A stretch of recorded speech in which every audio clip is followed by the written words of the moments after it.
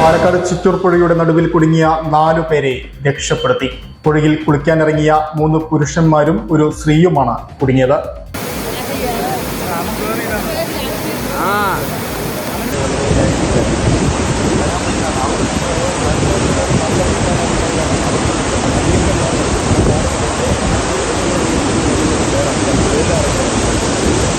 നാലു പേരെയും കരക്കെത്തിച്ചു.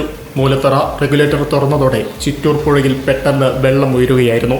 അപ്രതീക്ഷിതമായി വെള്ളം ഉയർന്നതോടെ 4 പേരും പുഴയുടെ നടുക്കുള്ള പാറയിൽ കുടുങ്ങി. പോലീസും അഗ്നിരക്ഷാസേനയും എത്തി രക്ഷാപ്രവർത്തനം നടത്തിയതിനാൽ ദുരന്തം ഒഴിവായി. ലൈഫ് ജാക്കറ്റ് ധരിപ്പിച്ച് കയറിൽ കെട്ടി 4 പേരെയും കരക്കെത്തിച്ചു.